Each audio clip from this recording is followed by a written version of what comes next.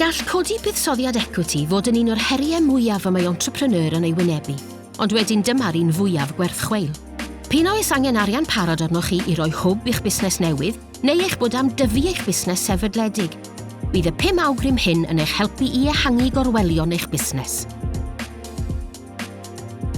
Y codi cyfalaf ecwiti'n cymryd amser ac ymdrech. Bydd angen i chi ymrwymo i gyfarfod ag ymgynghorwyr a buddsodwyr, casglu gwybodaeth ac ateb cwestiynau tra'n parhau a'ch gwaith o ddydd i ddydd. Ond drwy baratoi'n gynnar, byddwch yn cyflymu'r broses ac yn cynyddu eich cyfle o ennill buddsoddiad. Dechreuwch feddwl am yr hyn rydych chi eisiau gan fuddsodwr cyn gynted â phosib. Yna bydd angen i chi ystyried beth maen nhw'n edrych amdano, a'r camau mae angen iddyn nhw eu cymryd i gwblhau buddsoddiad.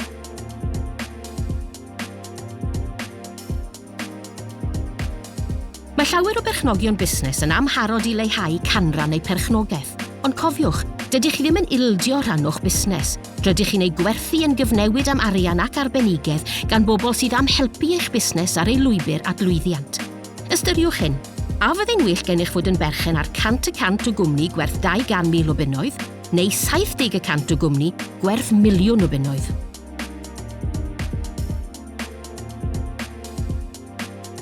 Gall y broses o godi arian ymddangos yn feichus, felly siaradwch â pherchnogion busnes eraill sydd wedi bod drwy'r broses. Mae hefyd yn syniad da penodi cyfreithiwr a chyfrifydd sydd â phrofiad o'r math yma o ddel. Bydd eu cyngor yn arbed arian i chi yn yr hir dymor.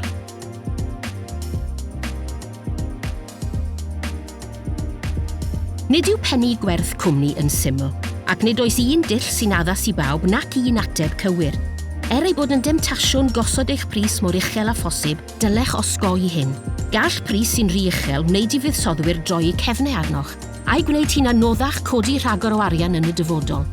Gall creu map ffordd o'ch cyllid, eich helpu i gynllunio ar gyfer rowndiau'r dyfodol, a'ch helpu gyda'ch prisiad.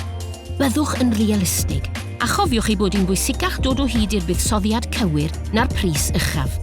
Mynwch gyngor proffesiynol i'ch helpu i bennu gwerth sy'n gweithio i chi a'ch buddsodwr.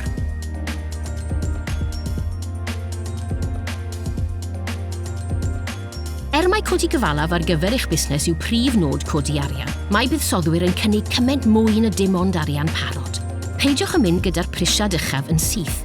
Ystyriwch ei henw da, ei dull buddsoddi ac a ydyn nhw'n gweddu i'ch busnes. Pa brofiad, sgiliau a chysylltiadau allan nhw eu cynnig i chi, drwy ganolbwyntio ar werth eich buddsodwr.